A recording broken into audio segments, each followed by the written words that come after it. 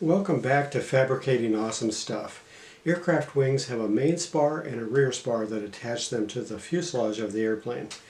In today's episode, I'm going to show you how to fabricate and assemble one of the rear spars that attach the trailing edge of the wing to the Sonex aircraft that I'm building.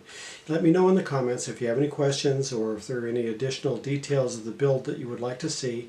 And be sure to like and subscribe to my channel because you're not going to want to miss any of this great adventure. I hope that you enjoy today's episode and thanks for watching.